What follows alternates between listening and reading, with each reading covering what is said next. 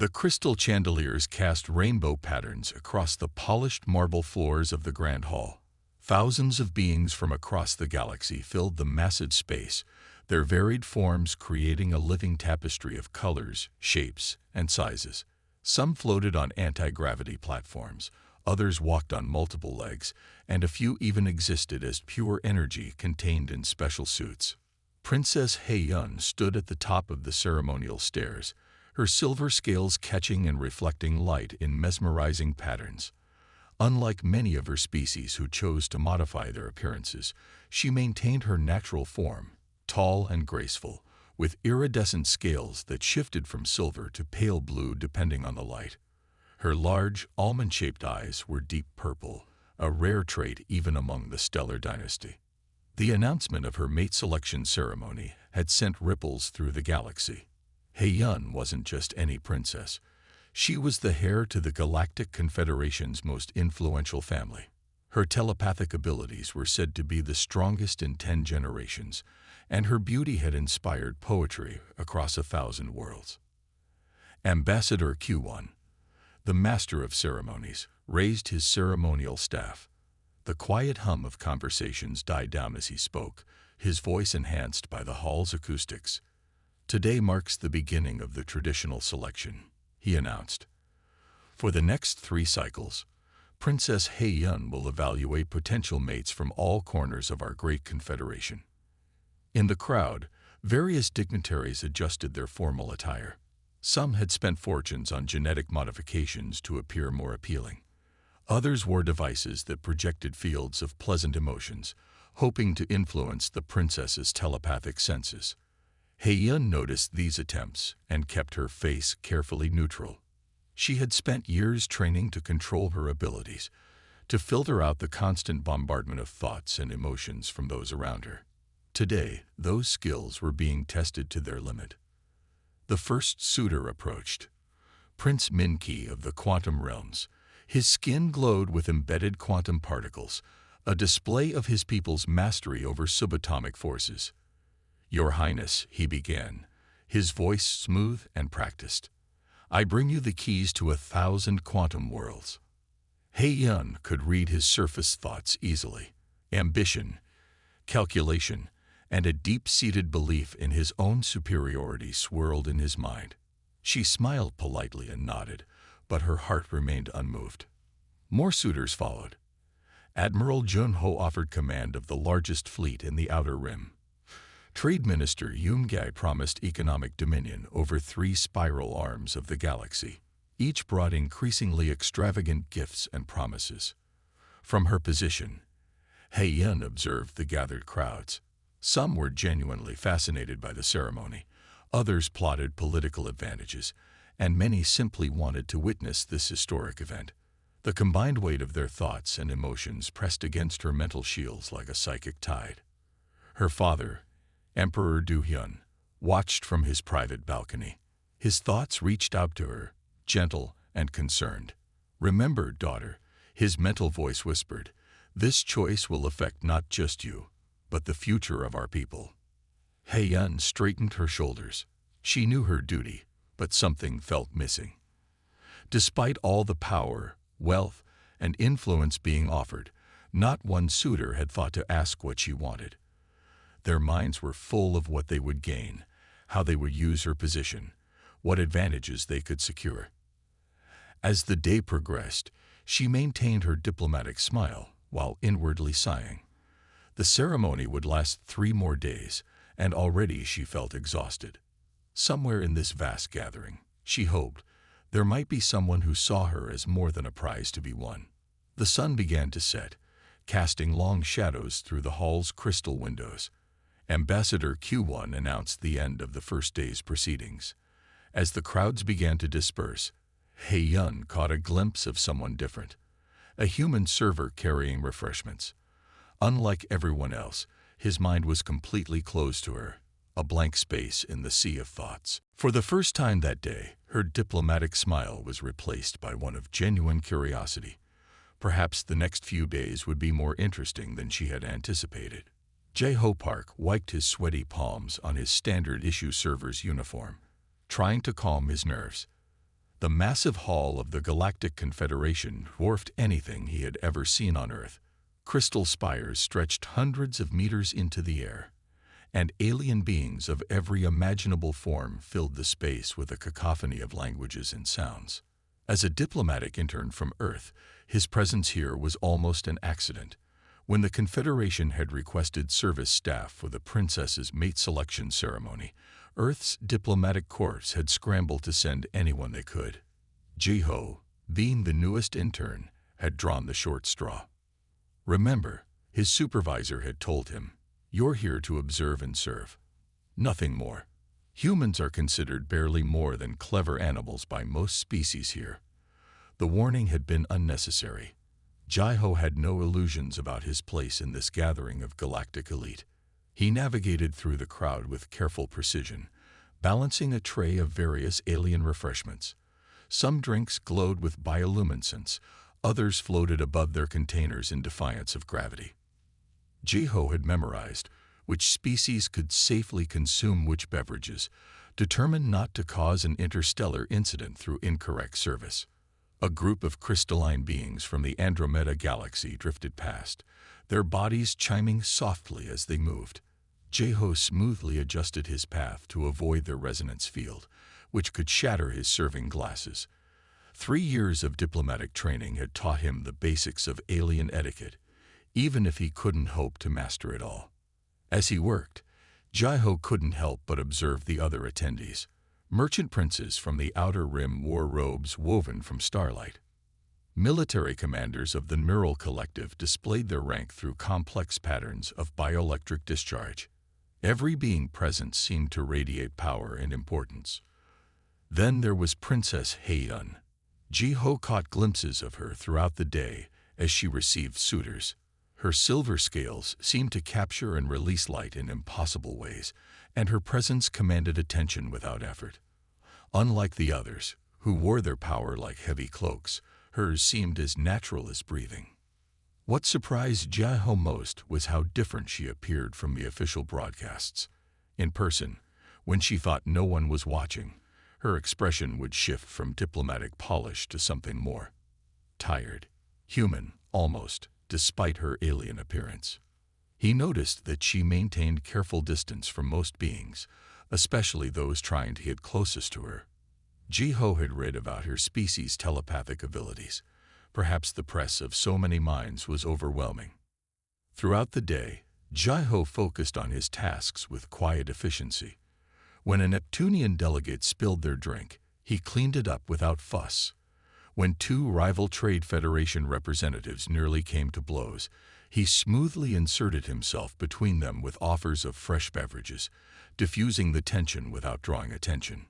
It was during one such moment, as he deftly maneuvered through a particularly dense crowd, that he felt it, a curious sensation, like being washed. Glancing up, he met Princess Heiyun's gaze for a brief moment. Her purple eyes widened slightly, and Jiho quickly looked away, remembering his place. Later, he would learn that this was the moment that changed everything. While every other being in the hall was projecting their thoughts and desires at the princess, Jiho's mind had been completely silent to her telepathic senses. In a sea of mental noise, he was a spot of quiet. But at that moment, Jiho simply continued his work, unaware of the princess's growing interest. He had 7 more hours in his shift, hundreds more drinks to serve, and no time to wonder about the attention of alien royalty. Sometimes, he reflected, the most important moments in history happen when you're too busy doing your job to notice them. The Grand Hall buzzed with anticipation as Admiral Du Yun's quantum warships materialized in the space above the transparent dome. Hundreds of vessels, each capable of destroying a small moon, arranged themselves in perfect formation. Their hulls shimmered with quantum uncertainty, simultaneously existing and not existing. A display of military might that made several diplomatic representatives shift uncomfortably in their seats. Jiho paused his rounds to watch, along with everyone else. He had never seen such ships except in historical records. The admiral's voice boomed through the hall. "My fleet stands ready to protect the Confederation under your command." Princess Aeon. The princess maintained her polite smile, but Jiho noticed her scales ripple slightly, a sign of discomfort he had learned to recognize over the past day. He quietly moved closer to her physician, offering a tray of cooling beverages. She accepted one without looking at him, but her scales settled back to their normal pattern. Prince Taiwan was next. The being from the quantum realms raised his hands, and the very fabric of space darkened around him. Dark matter, invisible but heavy with potential, swirled at his command. "I offer control over the fundamental forces themselves," he proclaimed. Stars visible through the dome seemed to dim as he manipulated the dark matter into complex patterns. Jiho carefully maneuvered around a group of gaseous beings who had condensed in excitement. He served them their specialized atmospheric supplements, making sure to adjust the dispenser's pressure to match their preferred density. One of them burbled what might have been thanks, and Jiho bowed slightly before moving on. Merchant Lord Sungmin's presentation drew gasps from the assembled crowd. Holographic star systems appeared around him, each one marked with his Trade Federation's seal. 37 developed systems, he announced, his cybernetic eyes glowing with pride. Each with multiple habitable worlds, established trade routes, and loyal populations. Through each presentation, Jiho maintained his quiet efficiency. When a nervous junior diplomat from a developing world dropped their ceremonial staff, he caught it before it could clatter to the floor. When an ancient being needed their environmental suit adjusted, he remembered the proper protocol from his training and assisted without fuss. The princess watched it all, her telepathic abilities undoubtedly overwhelmed by the ambitions and desires of the gathered suitors. Yet whenever Jiho passed near, he noticed her posture relaxing slightly. Perhaps it was the mental silence he unknowingly provided, a brief respite from the constant barrage of thoughts. More suitors followed. A collective consciousness offered to merge their trillion minds with her own. A time manipulator demonstrated their mastery by aging and rejuvenating a potted plant. Each display more grand than the last, each suitor more determined to outshine their predecessors. Jiho's feet ached, and his arms were tired from carrying trays, but he maintained his professional demeanor. He treated the ship admiral's lowest crew member with the same respect he showed to the highest-ranking diplomat. When the kitchen staff needed help with a complicated delivery, he stepped in without being asked. As the day wore on, he became aware that Princess Aeon was watching him more frequently. Not obviously, she was too well trained for that, but he could feel her attention between the grand displays. It made him nervous, but he focused on his duties. Whatever her reason for watching him, his job remained the same. The final presentation of the day came from a being of pure energy who offered to transform entire planets into gardens of light. As the assembled crowd applauded, Jiho noticed the princess's scales had taken on a dull sheen, a sign of exhaustion. He made his way toward her position one last time, carrying a specific beverage he had noticed her preferring earlier. She accepted it with a slight nod, and for a moment, their eyes met again. In that brief contact, Jiho saw something beyond the perfect princess, someone perhaps as overwhelmed by all this spectacle as he was. Then the moment passed, and he returned to his duties, just another human server in a galaxy of wonders. The moment arrived with the ringing of ancient crystal bells. Princess Aeon rose from her ceremonial seat, her silver scales catching the light of 1,000 stars visible through the great dome above. The assembled dignitaries, representatives, and noble beings from across the galaxy held their breath. Even the atmospheric beings seemed to condense with anticipation. Jiho stood at his assigned position near the refreshment station, barely noticed among the other service staff. His shift was almost over, and he was mentally calculating the fastest route back to the Earth diplomatic quarters. The tray in his hands held the last round of beverages he would need to serve once the announcement was made. "My esteemed guests," Aeon's voice carried clearly through the vast hall, each word measured and precise. "For 3 days, you have shown me wonders beyond imagination. You have offered power, wealth, and glory beyond measure." Jai-Ho watched as several of the most prominent suitors straightened, each believing they had made the most impressive display. Admiral Du Yun's cybernetic implants glowed with confidence. Prince Taiwan's quantum field shimmed with anticipation. The choice I make today will shape not just my future, but the future of the Confederation itself. He-Yun continued. Her purple eyes swept across the gathering. And for a brief moment, Jai-Ho thought they lingered in his direction. He quickly looked down at his tray, checking that everything was properly arranged. In accordance with our ancient traditions, I have used my abilities to examine the hearts and minds of those who would join their fate to mine. The princess's scales rippled with an emotion Jai-Ho couldn't identify. And I have found my answer in the most unexpected place. A murmur ran through the crowd. Several beings activated their translation devices, ensuring they wouldn't miss a single word. He-Yun's voice grew stronger. I choose. She paused, and the silence in the hall became absolute. Even the quantum fluctuations seemed to still. Then she pointed directly at Jai-Ho, the human server. The tray slipped in Jai-Ho's suddenly numb fingers. He managed to catch it before it fell, but several drinks sloshed over their rims. The silence lasted for exactly 3 seconds before the hall erupted into chaos. Impossible. Admiral Du Yun's voice boomed over the growing noise. A primitive species. This must be a mistake. Prince Taiwan's quantum field flared with agitation. The human isn't even a registered suitor. Earth's diplomatic representatives pushed through the crowd toward Jai-Ho, their faces displaying various shades of shock and panic. The head diplomat's universal translator was already smoking from rapid emergency communications. Jai-Ho stood frozen, his mind unable to process what was happening. He became aware of Princess He-Yun descending the ceremonial stairs, moving directly toward him. The crowd parted before her, some beings physically pulling back, as if her decision might be contagious.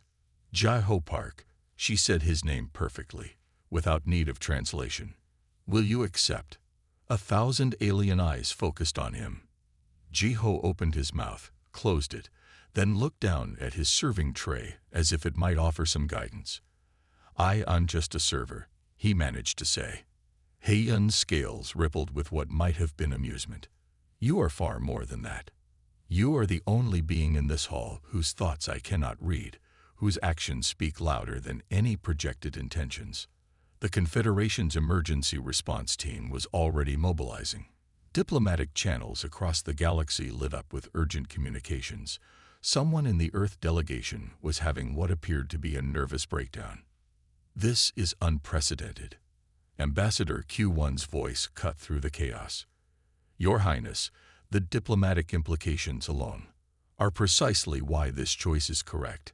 He-Yun interrupted, her voice firm. She hadn't taken her eyes off Jai-Ho. Well, Jai-Ho looked at the princess, really looked at her for the first time. Behind the royal bearing and alien beauty, he saw someone who, like him, had been playing a role. Someone who understood duty but longed for something genuine.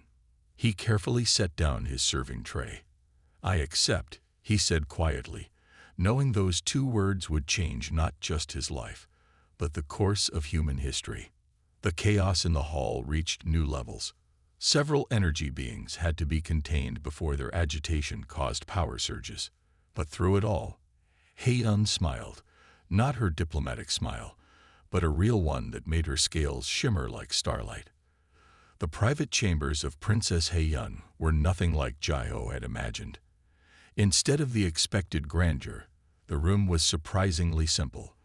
Living crystals grew from the walls, providing soft light that shifted with He-Yun's moods. A viewport showed the vast expanse of space, countless stars twinkling in the darkness. Jai-Ho stood awkwardly, still wearing his server's uniform.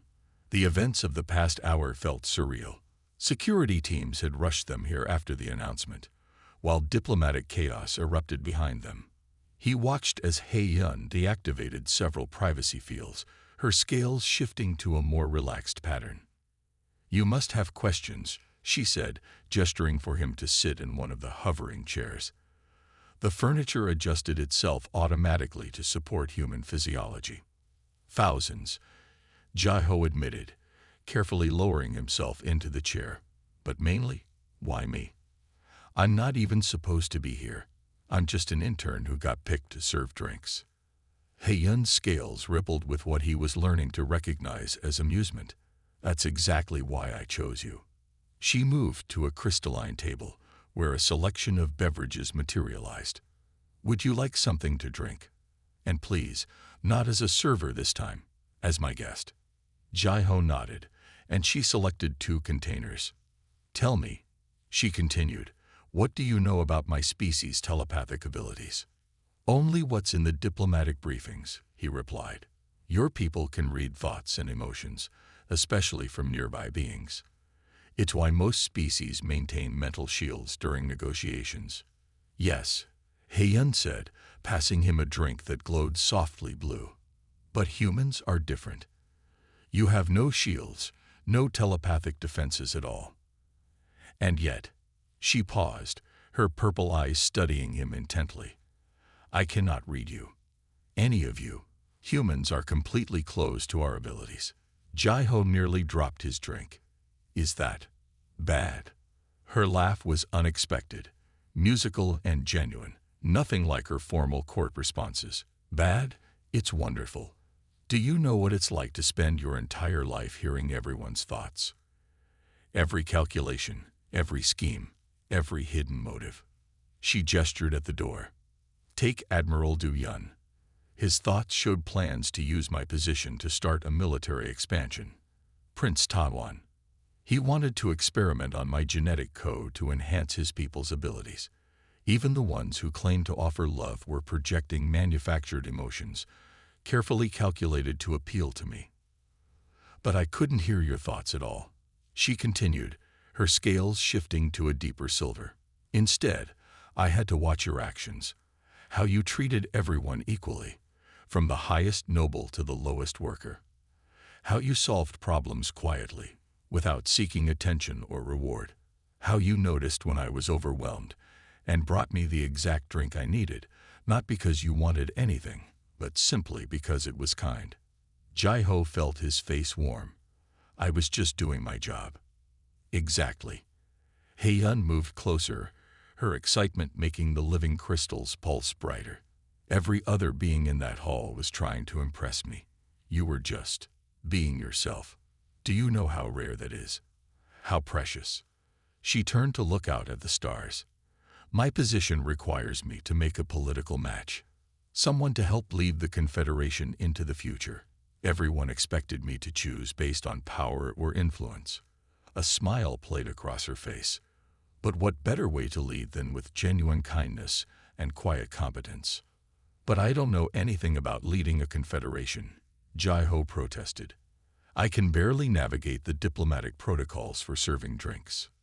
Yet you learned enough to serve every species correctly, to anticipate needs before they were expressed, to diffuse tensions without drawing attention. Hei-yun pointed out. Leadership isn't about knowing everything. It's about caring enough to learn, to help, to make things better. She touched her head lightly. I don't need telepathy to see your character. Your actions showed me everything I needed to know. Her scales shifted to a warm rose gold. Besides, your presence gives me something I've never had before. Peace. When you're near, I don't have to guard against others' thoughts. I can just be. Jai-Ho sat quietly, processing her words. Finally, he asked, what happens now? Now. Hei-yun's scales sparkled with amusement. Now we face the political storm we've created. Every species in the Confederation will have an opinion about this. Earth's status will change dramatically. There will be challenges, threats, and opportunities. She moved to stand beside his chair, but we'll face it together. Not as princess and server, but as partners, equal in our commitment to making things better, even if our methods are different. Looking up at her, Jai-Ho saw not the untouchable alien princess, but someone who, like him, wanted to do what was right rather than what was expected. He stood, straightening his uniform out of habit. Then I suppose we should get started. Hei-yun's scales shifted to a bright, happy silver. Yes, she said. I suppose we should. Outside the chamber, the Confederation was in uproar, but in that moment, surrounded by the soft light of living crystals and the vast expanse of stars, two beings from vastly different worlds found understanding in shared values rather than shared thoughts. The first assassination attempt came during Jaiho's diplomatic etiquette lessons. The quantum blade materialized inches from his head, stopped only by He-Yun's instantaneous telepathic warning to the security field. Ji-Ho had simply blinked at the frozen blade, then calmly asked his instructor to continue explaining the proper way to address a collective consciousness. That incident set the tone for the months that followed. While the Confederation's political structure trembled, Ji-Ho maintained the same quiet efficiency that had first caught He-Yun's attention. He approached galactic politics the same way he had approached serving drinks, with careful attention to detail and a willingness to learn. The Arcturus coalition is threatening to withdraw from the trade agreements, He-Yun explained one evening, her scales a worried gray. They sat in their shared study, surrounded by holographic displays of diplomatic reports. Ji-Ho studied the data, remembering his training from Earth. They're not actually angry about us, he observed. They're using this situation to leverage better trade terms. Look at their resource allocation patterns. He-Yun's scales shifted to surprised purple. You're right. How did you see that without telepathy? Humans had to learn to read patterns and behaviors because we couldn't read minds, Ji-Ho explained. Sometimes, not having an advantage forces you to develop other skills. This became their pattern. He-Yun's telepathic abilities and centuries of diplomatic experience combined with Ji-Ho's fresh perspective and human adaptability. When the neural collective sent shape-shifted assassins, Ji-Ho suggested using his natural immunity to telepathy to identify them. When trade routes were threatened, he applied Earth's historical lessons about alternative paths and underground networks. The assassination attempts grew more creative. Quantum poison in his food, time-displaced attackers, even a memorable incident involving weaponized mathematics. Yet each attempt failed, partly due to He-Yun's protective abilities, but increasingly because of Ji-Ho's growing skill at spotting patterns and anticipating threats. You've changed, He-Yun noted one day, watching Ji-Ho smoothly navigate a complex negotiation with a silicon-based life form. But you haven't lost what made you special. Indeed, despite his new role, Ji-Ho still helped the service staff when things got busy. He remembered names, noticed when beings were uncomfortable, and found ways to make things work better. These small kindnesses, witnessed by diplomatic observers, began changing perceptions about humans. The crisis peaked when 7 major species announced their intention to leave the Confederation. The resulting power vacuum would have destabilized entire galaxy arms. Ji-Ho and He-Yun worked through the night, analyzing the situation. They expect us to beg them to stay, He-Yun said, her scales flickering with frustration. To offer concessions. Ji-Ho, tired but focused, shook his head. Then let's do something they don't expect. Let them go. What? But announce new trade partnerships with developing species they've ignored, Earth included. Show them we're building something new, something they'll want to be part of. It was a risk, but it worked. Not only did the 7 species reverse their decision, but the Confederation found itself evolving. New voices were heard. Old power structures shifted. Earth, once dismissed as primitive, became known for its unique perspectives and innovative solutions. Through it all, assassination attempts continued. Ji-Ho started keeping count, much to He-Yun's dismay. Attempt number 47, he would say calmly, stepping aside as security neutralized another threat. They're getting less creative. He-Yun's scales would shift between worry and exasperation. Most beings would be terrified. I was at first, Ji-Ho admitted, but fear doesn't help solve problems, and we have too many interesting problems to solve to waste time being afraid. Their partnership became legendary. Stories spread about the telepathic princess and her unreadable human partner who approached galactic crises with the same careful attention one might give to serving the perfect drink. Species that had dismissed humans as primitive began sending observers to Earth, studying how humanity had developed without telepathy or advanced technology.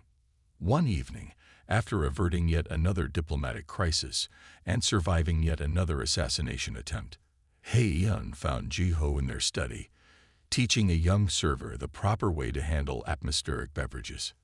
"You could delegate that, you know," she said after the server left, her scales shimmering with affection. Ji-Ho smiled.